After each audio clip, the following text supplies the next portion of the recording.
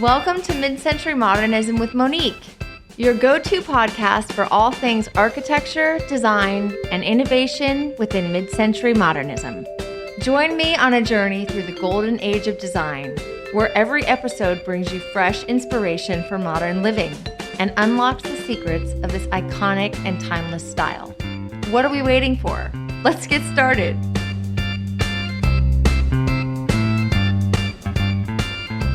Hello, everyone, and welcome to another episode of Mid-Century Modernism with Monique. I'm Monique Anton, your host, and I have with me today my friend, an amazing art collector and furniture collector, Vince Bravo. Hi, Vince. Hi, Monique. Vince is not only a collector, but an artist, a preservationist, and he is an expert on Alexander Girard, who we are going to get into in a little bit. But over the years, Vince has really helped a lot of my clients by purchasing furniture that they did not know what to do with. And these are often authentic pieces. And you've actually told us what a lot of these furniture pieces are when we didn't know. But I want to talk about that first. So your store in San Carlos, you have so many amazing antiques and collectibles. Can you share with us a little bit about that? I know you've been doing this for over 30 years, and you started in the 90s. And what has this process been like for you? Yeah, well, 30 years of experience, it's kind of hard to believe.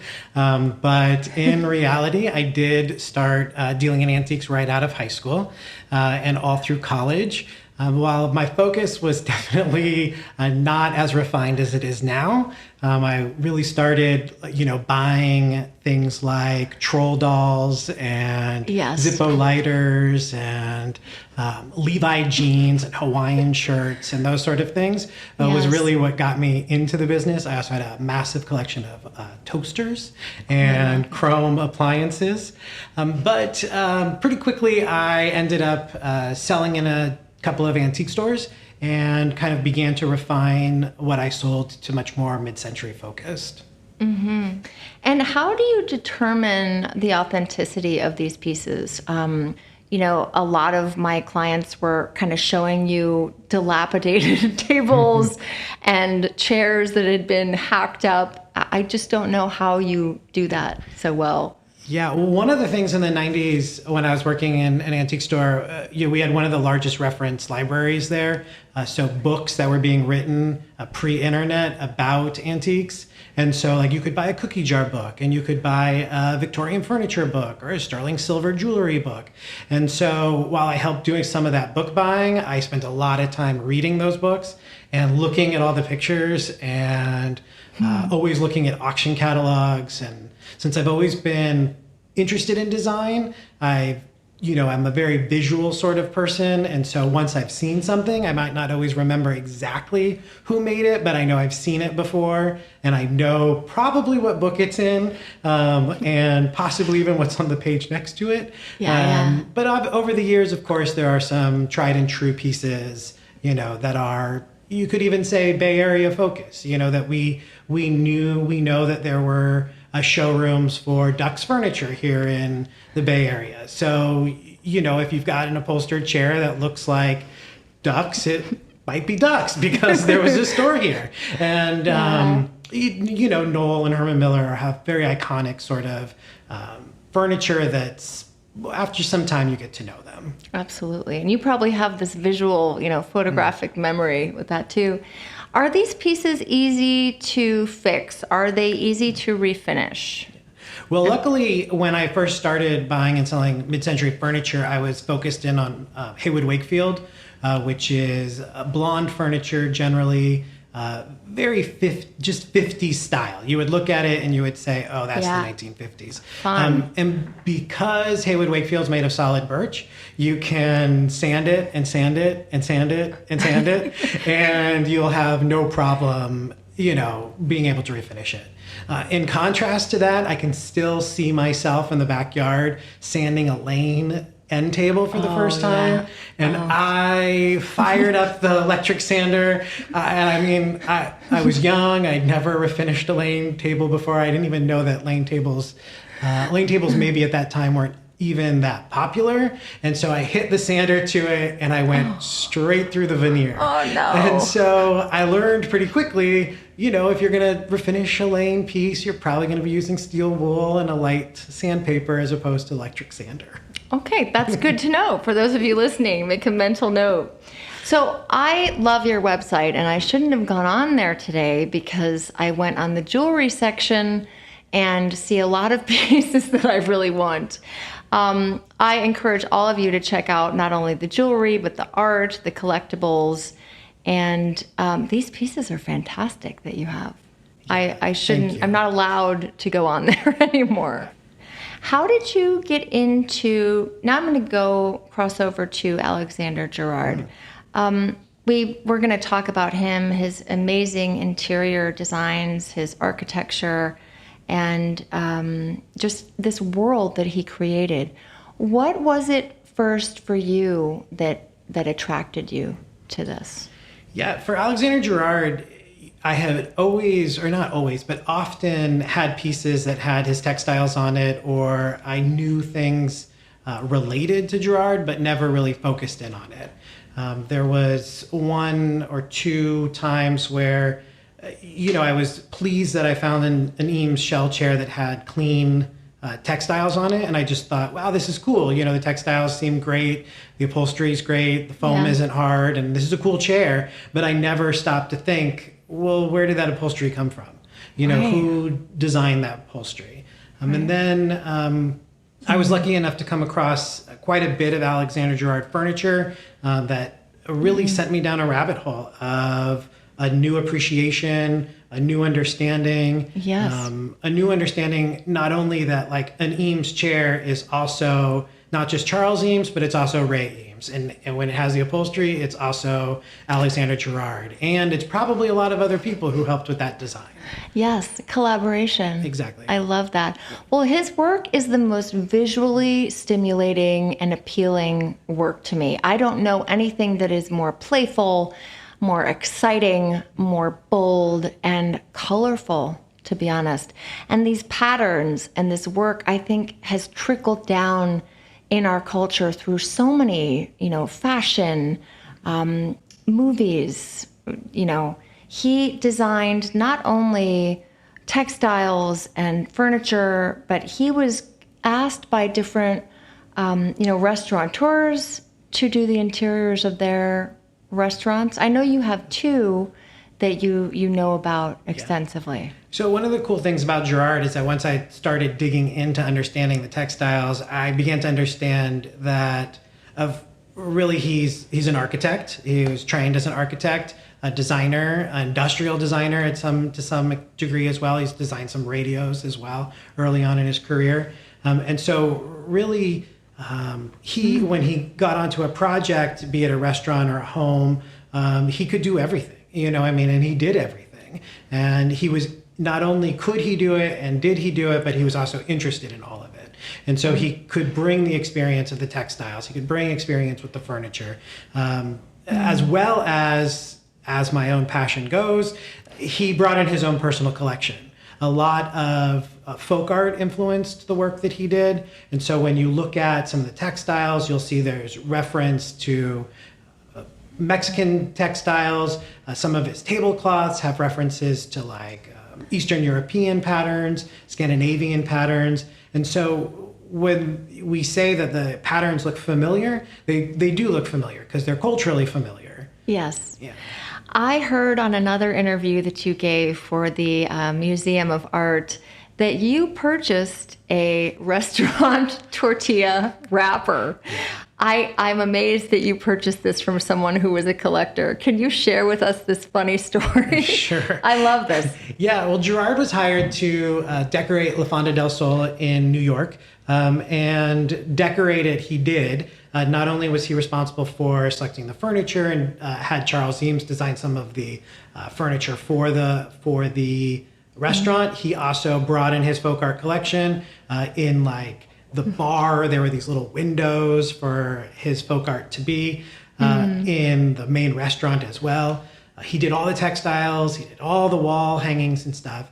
And I quickly have learned that Girard also designed a lot of the paper goods that go along with everything. And so he designed the matchbooks, the china in the restaurant, and always surprising, there's a new thing out there that I've discovered, like the tortilla bag, where I bought this tortilla bag off of a gentleman who he went to La Fonda del Sol for, I think he said his 16th birthday, and he saved the tortilla bag. And it's adorable. It has Girard's son on it. And it also has directions on how to eat a tortilla. Well, it's funny because modernists, we all share these stories, right? We are attracted to these wonderful things in life, and they're very small things, but just that inspiration, that nostalgia of that place makes us want to keep these things. So you not only have one, you have two. And there was one other person, right, that had a wrapper. Uh-huh. So the fact that there are a lot of us keeping these things and a lot of us drawn to these pieces, I think it's beautiful that in this mid-century modern community, these things are very special to us. And I thank you for keeping these things so wonderfully maintained. And I think that you've preserved so much. So I thank you for that.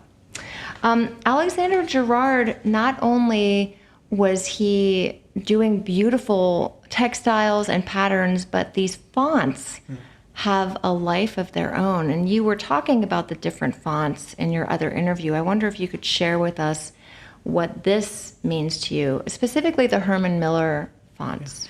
Yeah, so early on in my collecting, I had originally said that I never bought paper stuff, which is kind of... it's a bad thing to say, especially for someone who loves design. And now I do like paper stuff because I realized at one point that not only was the paper stuff designed well, but it was also designed by Girard. And so, for example, the textile brochure that's really 16 pages of just type and numbers and words. Yes. I recently found a copy of the first list of textiles, and included in there was a letter that stated that this packet was designed by Girard. And it really was just this very simple, plain, Yes. numbers and letters, but he took the time to design it. The fonts that he used were often mirrored of his handwriting as well. I have some, one of his most famous fonts is this kind of swirly, kind of curly cues around the S's and things like that. They used it for textiles. And I've got this great envelope that he wrote his return address on it with that same sort of swirls. And so, that. it was just, so I think that that's one of those moments where you recognize just how personal design can be, that this is his hand that created it, and then it became really an international marketing tool. The same way I think that textiles that echo Mexican fabrics are from personal experiences of going to the factories in Mexico or seeing those textiles out in public in Mexico. That's right. And I read that his family, they were in New York and London and all over Europe. His brother was doing ceramics, and you mentioned his name was Tootsie. Tootsie. Mm-hmm. Okay. Giancarlo, but they called him Tootsie. So we were going to talk about Tootsie's ceramics. Yeah. And if you have any of those as well. Yeah, I have a few pieces of them. They are somewhat difficult to find. And the reality is that Herman Miller did distribute them.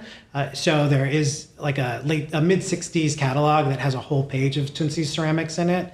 I think that his ceramics are underexplored at this point, that there's a lot that's not yet known about just how many pieces he made.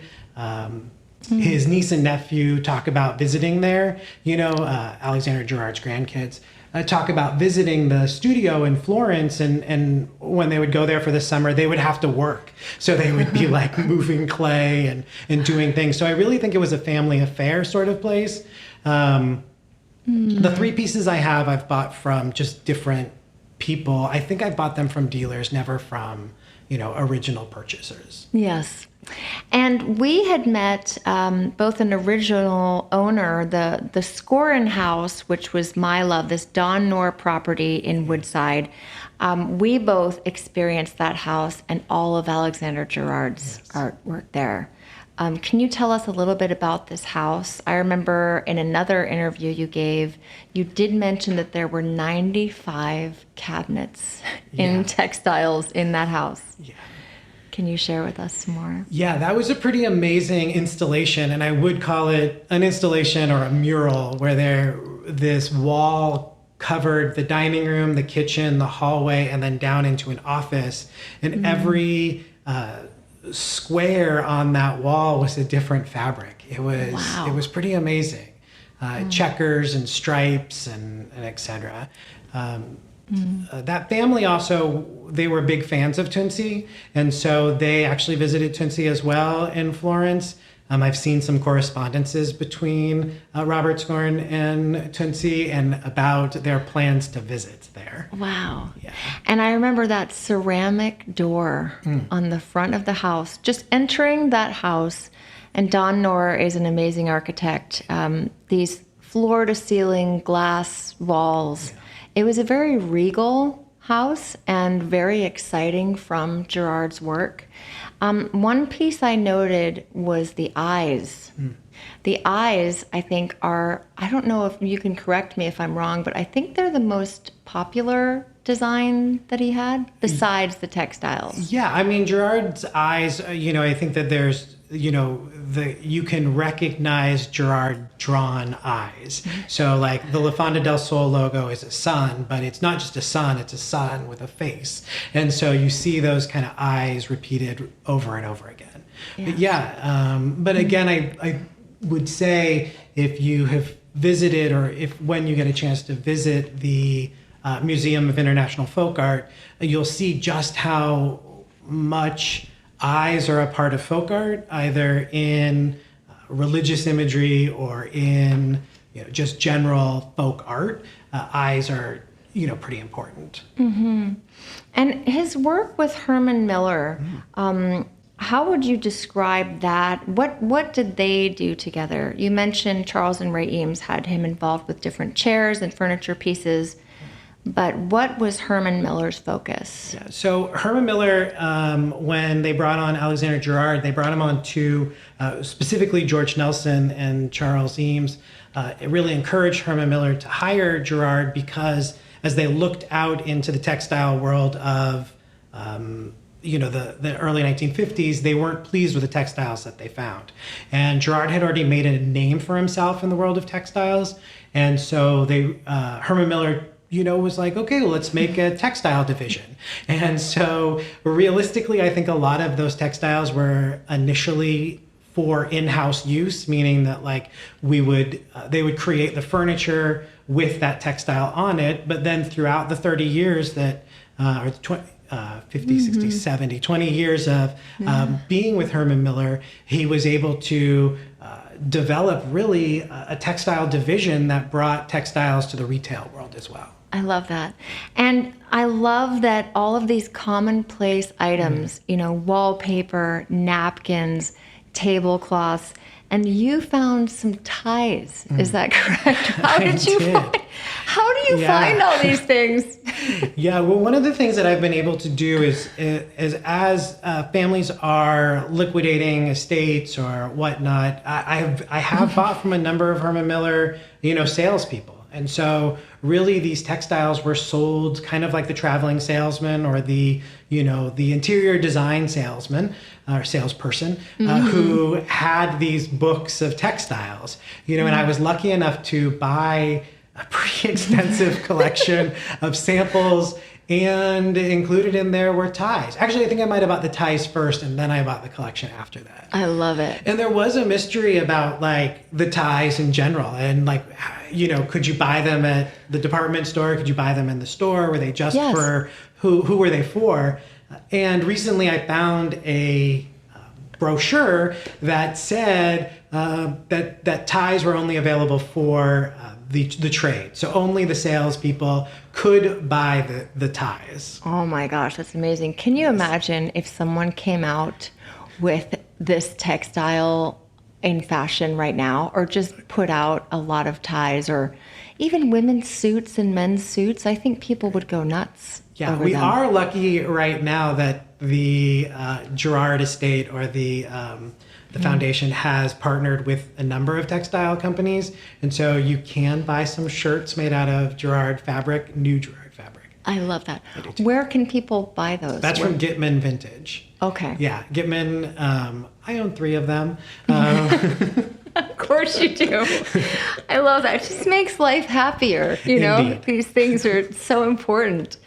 And we will share the website maybe too. We'll put that in notes for those of you listening. And my last, just object of Girard's that I wanted to highlight was these toys and these dolls that he created. What was the story there? That's such a special thing to create. Yeah, I think really to return back to one of the things I said earlier about things being personal, that is really one of those personal objects. That the handmade dolls that he made were personal. They were for the family. They were, now we are lucky enough that those designs are shared through Vitra, through the foundation. They make them, they still hand make them, but they weren't really something that was produced in the period. There's really only one set of them, and then now they recreate them. But I think that idea of play was always important to mid-century designers, or product designers. There's a lot of videos and movies that Ray and Charles Eames made that had quite a few toys in them and focused on toys.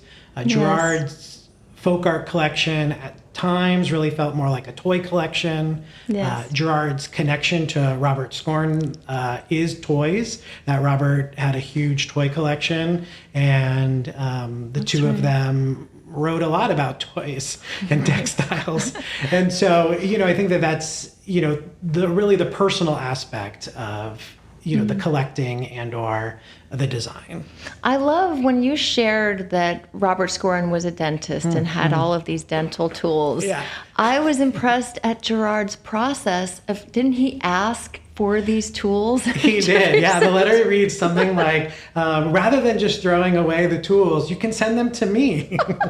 And what an interesting creative mind to do that and to think of asking for those things. Indeed. So there is a book that I wanted to share with you all too. It's Todd Oldham, sorry. It's just called Alexander Girard, the popular edition. And you can get that on Amazon. It has many amazing visuals. And you can also check out Vince's website, vincebravo.com, which I am not allowed to go to anymore because I want all the jewelry. But please check that out. And Vince, I cannot thank you enough for your work in this community. Well, thank you so much. It's a pleasure.